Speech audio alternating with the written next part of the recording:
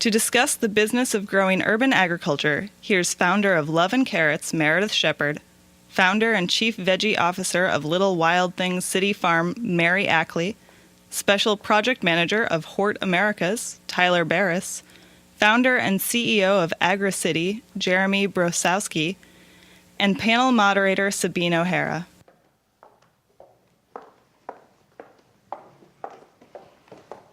So, hello everybody. It's great to see you all. And this is a very exciting topic, right? We touched on it already in the opening this morning. Is urban ag commercially viable? Can it be commercially viable? And you are exemplars of that it can be. So Meredith, let's start with you. What is Love and Carrots all about? Sure. So Love and Carrots fits into the homeowner and privately owned land niche of urban farming. We are a design and install firm that designs, installs, and maintains urban farms and vegetable gardens for people in their homes. We also have an extensive garden coaching program where we go to people's houses and teach them how to get the most out of their garden.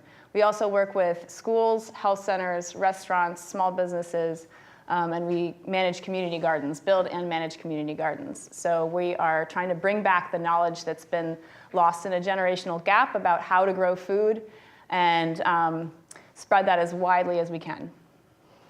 Thank you, Meredith. And Meredith, you brought some slides, so maybe we can scroll some of the slides here of Love and Carrots. Yeah, so these slides are just some garden photos. I tried to pick ones that show the breadth of what we do. This is an installation.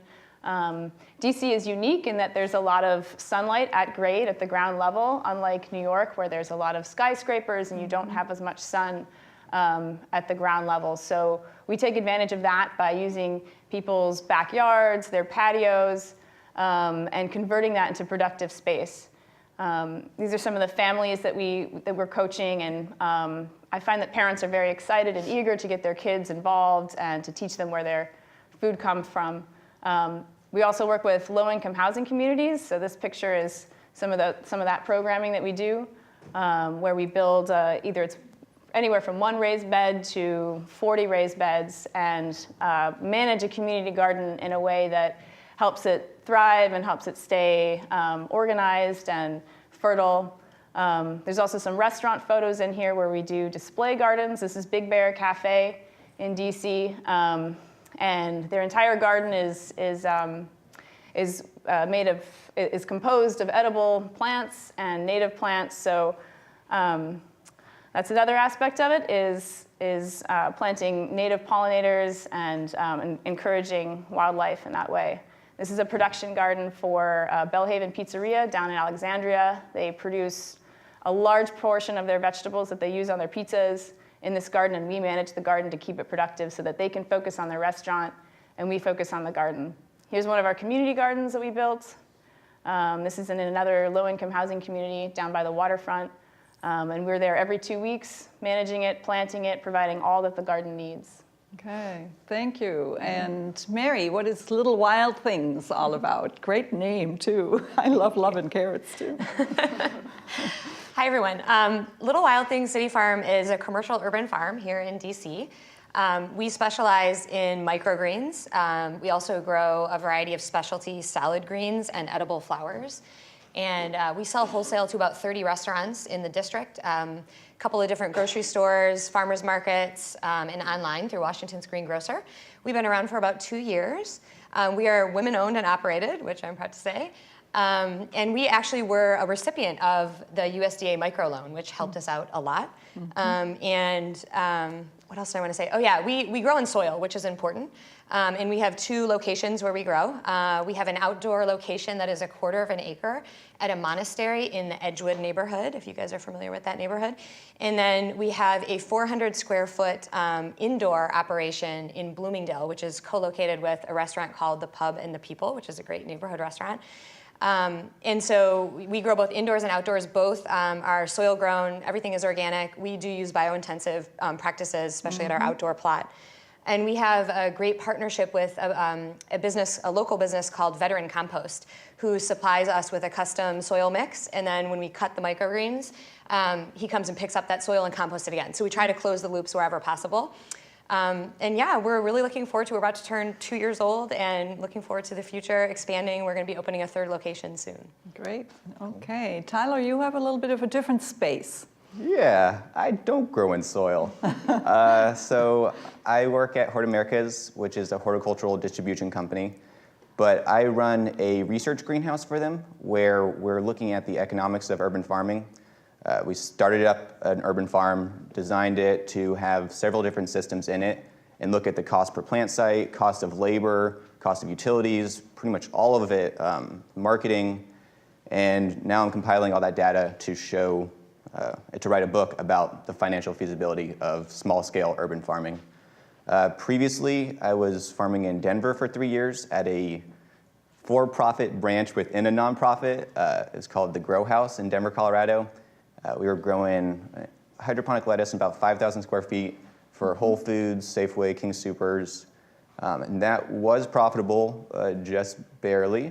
And then before that, I was in Florida doing a peri-urban organic hydroponic farm, and then before that, it was school. Mm-hmm. Yeah. Okay. So you have a lot of experience in the non-soil space, in the hydroponic space, okay, which is a whole different thing. Jeremy, you sort of exemplify the closing the loop part of urban agriculture. Tell us what you do. We try. So I run a company called Agricity, which I started about 6 years ago with the express aim of helping build healthier, more sustainable cities, which is a very broad mandate. And I was particularly interested in urban agriculture, and so I went out to Milwaukee to study urban agriculture with Will Allen at Growing Power, which was a really eye-opening experience for me in a number of ways. And when I went out to Milwaukee, I was actually working on a rooftop project that I'd taken pretty far along when Snowmageddon hit here in DC. And all of the conversations we had had with real estate owners kind of ground to a halt because they freaked out about what would happen if you had 18 inches of growing medium and 3 feet of snow on the roof. And so Compost Cab, which is was our first real venture through Agricity, was born in the back of a greenhouse in Milwaukee, Wisconsin, as a response to this snow event. Because it became very clear that rooftop was neither the easiest way to green a roof nor the easiest way to grow food. And so it turned out to be a very heavy lift. But we know how to grow food on the ground, and we know how to make good soil. And the challenge is actually making it happen in the city in a way that is effective. And so what we came up with was basically a closed loop system that enabled urban dwellers to compost efficiently and intensively in the city, and enabled urban agriculture to thrive by creating a clean stream of nitrogen for the purposes of urban composting, where the soil could stay in the city. Mm-hmm. And so that's what we do. And we now engage with thousands of individuals and households and businesses every month. We work with a couple of dozen community gardens and urban farms here in the city. Mm-hmm. And most importantly, the thing that I'm most proud of is this model that we kind of pioneered 6 years ago has really taken root. And now there are 3 or 4 dozen companies that are a lot like Compost Cab in cities all around the country doing good in the community. And so we basically set out to prove that any guy or girl with a truck who wanted to earn a living doing this work could earn a living doing this work. So you're picking up food waste. We pick up food waste, we pick up garden scraps, but primarily we're in the business of letting people live their values. Mm-hmm. So people subscribe to our service because they want to feel good about themselves, because they want to contribute to their local community, and we make it really, really easy for them to do that. Mm-hmm. Okay, 4 great examples of businesses. So, and this urban ag thing and the business environment is really determined by location, right? And what kind of city. You mentioned Detroit, you were out, you're in Texas now, right? You two are both here in DC. Very, very different contexts because, Detroit has seen an exodus of population. We have Baltimore here as a an example in closer proximity where people are moving out of the city, and then there's this unused urban space, and people are saying, okay, so what are we going to do with it? And it's a little bit like urban ag to the rescue for these communities where the bottom has sort of fallen out of the economy, as opposed to an environment that you two are operating in here in Washington, D.C., where there's a lot of pressure for land use. This is a growing city, and so that's a very different business environment. So where do you see some of the barriers, some of the biggest hurdles that need to be overcome, that stand in your way as business owners? I can speak to that a little bit. You have a lot of space. Loving Carrots has to operate a 1,000 square foot greenhouse to provide transplants for all of our gardens. And currently we have a really great deal just on the edge of the city where I rent an acre of land, but that deal is kind of coming to an end. So I'm on the search of finding a new headquarters space where we can house our greenhouse and our trucks and store our supplies, build our raised beds. And that's been very difficult to find in DC because it's so small. Land is just a premium. So we're having to look outwards in PG County and on the outskirts further and farther, which is an added expense to drive into the city to do our work and then to leave. But land is much cheaper, obviously, further out. So that's been one If hurdle. you were in Baltimore and Detroit, it would be a very different business environment for you, right? Exactly. Yeah. And PG County just had their urban ag bill passed, so you can now host an urban farm on your residential property and get a tax break for that. So we're taking advantage of that, hopefully. Great. Mary? We're facing the same challenge, actually. So we're growing out of our indoor space. We have a couple of options. We're currently paying, commercial rent at the same rate that anyone else would be, and we are profitable based on that. But scaling up, it's just the same as any other business. I don't see it as any different. I've always started with that mindset. And, so it's just scaling up a business, period, is my challenge. And I happen to be doing the business that I'm doing. But yeah, so. So you're looking for both indoor and outdoor space? We have plenty of outdoor space. Actually, we're lucky. We were able to find enough outdoor space that will probably last us for a while into the future. But indoor space, we're looking for. So there are a couple of options, but none of them are ideal. And then it increases our logistical challenges as we have multiple locations. So this idea of we have to have multiple locations because no one location is big enough right now. And so that presents a major challenge from a logistics standpoint. It just increases all the operating costs. Yeah, So you're coordinating a lot of different moving parts, right? Exactly. Jeremy, you're in that same space. I am. I think these are logistical challenges that all businesses face. I think one of the particular challenges of urban ag is because it is so new as an industry, it's a non-industry industry at this point. And I think people are still trying to figure out what it looks like. I think the regulatory environment is extraordinarily fluid, which makes it difficult for planning. It also makes it more difficult to obtain financing because there is, in my business in particular. So we run a community composting service. It is not intended to be, and we have no illusion that it will ever be, a solution for the totality of a municipal waste stream. It is not. But what you see in cities that are really progressive around composting, Seattle, San Francisco, Boulder, places like that, which if you look at the recycling industry are 20 or 30 years ahead of where composting is. But if you look at these more progressive markets, it's municipal composting, and that's the solution. And we think that that's a lost opportunity.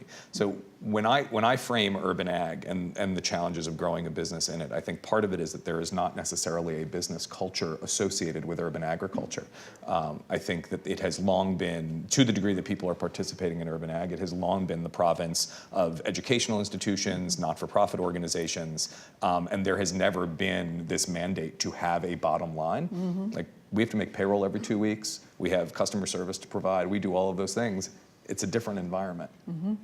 And because it's such a new territory and hasn't really been thought of as business as a private sector territory, we don't have a lot of policies in place right now that help the business creation in urban spaces. So Tyler, you have sort of the 30,000-foot view because you've been looking at a lot of data from a lot of different communities. So where do you see some of the biggest barriers?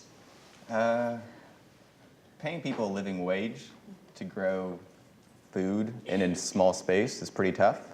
You're capped on how many units you can grow in a small space.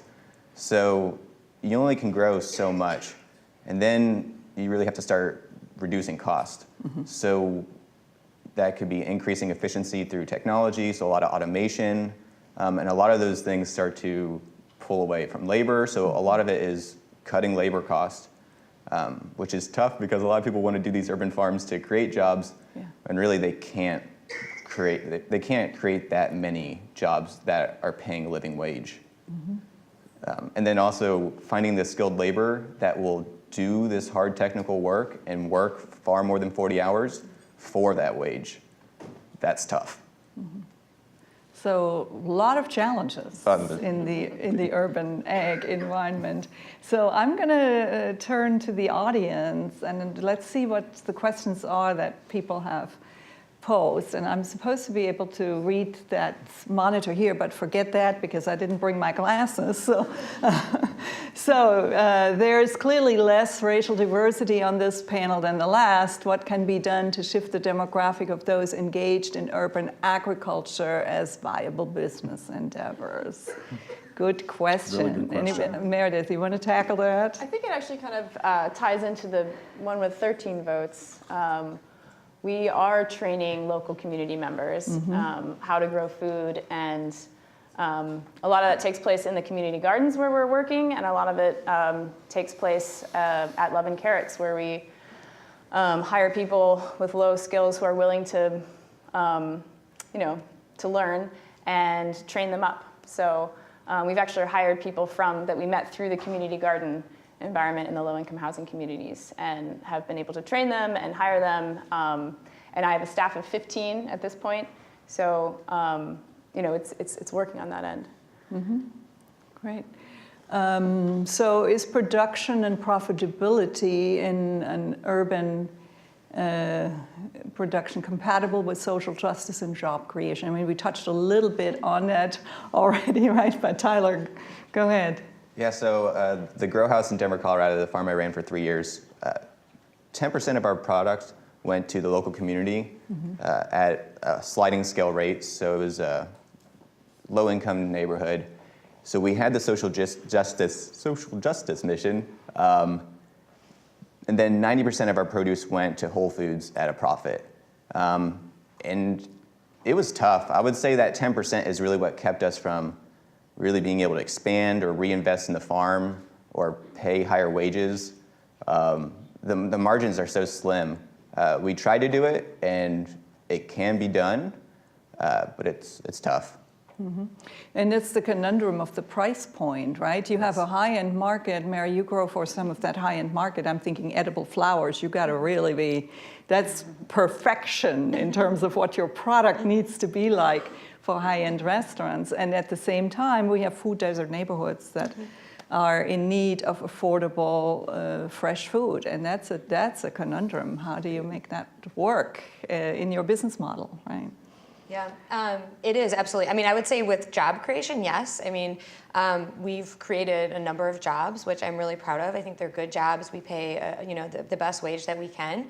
But we also just look for the best qualified people. And we've had people from a variety of different backgrounds, some with little experience, some with more. But in terms of our product line, I mean, to be totally frank, we've had to move towards higher end products, and that's not going away anytime.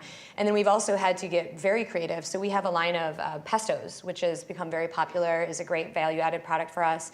We also create edible centerpieces for events in the city. So, I mean, we're doing what we have to do to survive as a business and to be profitable, while at the same time maintaining all of our values in terms of environmental sustainability and just like any other business. So we're looking at the whole triple bottom line. And I always get asked this question. I just say we do the best we can, just like any business, I would say. I've spent a lot of time thinking about this particular issue, and I think there's a fundamental reframing around urban agriculture that actually needs to happen. I think there is a tendency on the part, particularly those of us who are in this, I got into this, I couldn't have cared less about composting. I was really interested in urban agriculture as a tool for transforming communities. There is nothing like seeing a kid who has never had an opportunity to see how a tomato grows, bite into a tomato for the first time and see their face light up and understand, like, that's where ketchup comes from. And this happens. This happened. That is a real story that happened here, right here at the Common Good City Farm, right in LaDroit Park. And it is a transformational thing. The programs that Meredith is working on in schools with community gardens, we do an enormous amount of education through Compost Cab. It is fundamental. And I think when you take a step back, and we've done a survey of like the 50 largest markets in this country, looking at all of the urban agriculture businesses that are there, and I am yet to see an example of an urban farm that earns money, that makes a profit just growing and selling food. That's not what urban agriculture is all about. It really is about the things that the other pieces of the agriculture system don't enable you to do. So large-scale agriculture is great at certain things. It is extraordinarily efficient. It is extraordinarily it is fungible, so you're creating products that are going to be predictable and on time and everything else. There's an infrastructure that supports it. What I consider to be the next level, the 100-mile radius, that farmer's market radius that people talk about. Everything's from a producer in the last 100 miles. Well, that's great. It's family farms, it's local communities, it's generally better tasting food and all that. So then you have this 10 miles from the city center, this urban agriculture piece, and what's that good at? It's not going to be commodity pricing, and it's unlikely to be the food that's growing in the peri-urban and the semi-rural environments that family farms are so good at. It's likely to be the sort of things that you're growing that are that you can do on a relatively small footprint at a relatively high price point. But that doesn't mean that the agriculture needs to be disconnected from the people. So it's the community farms, the community gardens, the urban farms, the school programs, the school gardens, all of these things as a distributed network create a mesh in the city that really does give people access to agriculture, to some degree to food, but most importantly, it helps grow a generation of sustainable citizens that will take this knowledge with them into the next generation and create what I think is a much better place for everybody. So urban ag may never be the profitable center of, it's not going to be Monsanto, and that's okay. And I don't mean, and I think it's important actually, we're in this room filled with people who presumably are advocates for urban agriculture. Like the minute we stop demonizing big ag is the minute that urban agriculture starts to grow at real scale. Because it's all part of a system. And you, I mean, both you and Mary made the point just now, right, that it's really about the whole food system. You've really moved out of the sort of strictly speaking urban food production space into the value-added space with your pesto and your edible centerpieces and so forth. And you've moved into the closing the loop space of waste and water recovery too. Yeah, I mean, our business continues we're doing more consulting now than I ever thought we would do, because people pick up the phone and what they think they want is community composting, but what they really want is someone to help them how to live our values. How can we make our organization better?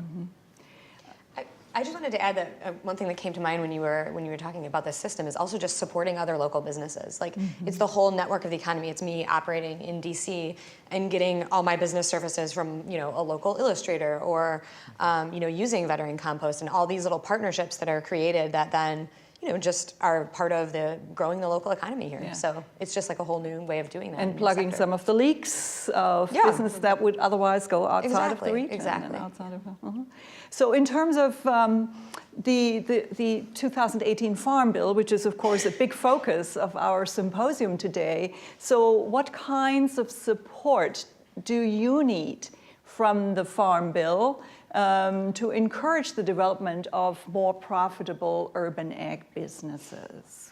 What are some of the most important policy issues that you see this new bill needing to address?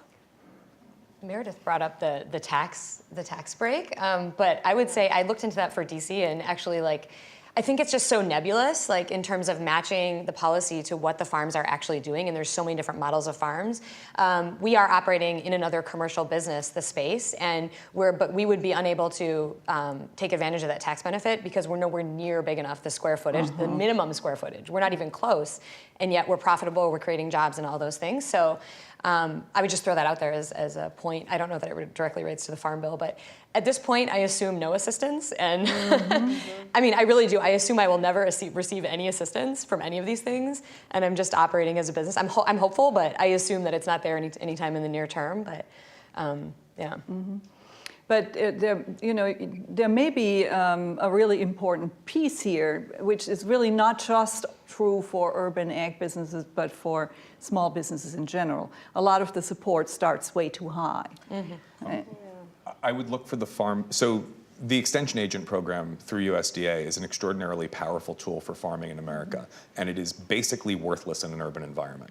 So, and it's not We're because working on it, no, Jeremy. but you asked the question, like, what do you think needs to be in the Farm Bill? I think there needs to be a significant, there needs to be a push within USDA to have extension agents that are urban agriculture focused. I'm all for that. That's one piece of the puzzle. Another piece of the puzzle, thanks. Another piece of the puzzle is we have a best practices sharing problem on a city by city basis. Every time a city goes to create regs around beekeeping, chicken ownership, land, like all of these things, it's like they're starting from scratch. It makes no sense.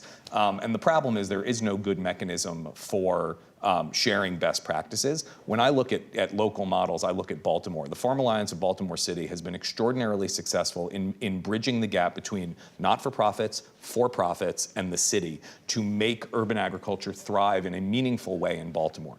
That is a model that is transportable, and it is a model that is fundable through the Farm Bill. So if there was money allocated in the Farm Bill for the creation of a director of urban agriculture that sits in the mayor's office in each of the 50 largest cities in the country, and where there was budget allocated for that group of people to gather on an annual or semi-annual basis, where there was money allocated to create the set of software tools necessary for them to share information and data, that is something that can be done for what is effectively a drop in the bucket of the Farm Bill and would radically transform our ability to grow urban ag on a national basis. The biggest challenge right now is we can all talk about it all day long. Show me the numbers. To be candid, like numbers talk and everything else walks. And there is no data on urban agriculture on a commercial basis around this country. So, Tyler, we're all waiting for your book. My sense is that Tyler, you're working on a micro, like what does it take to run a particular unit? But right? One of our questions that really, I think, seems to want to get at that same issue is what are models, what are best practices models and maybe collaboration and sharing models that help share information between businesses or prospective businesses? Yeah, one of the models that we worked with in Colorado was a sort of a food.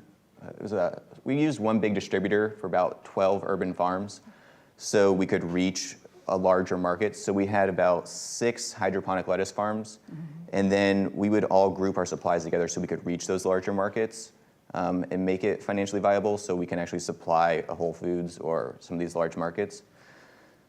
So there may be some cooperative models that Yeah.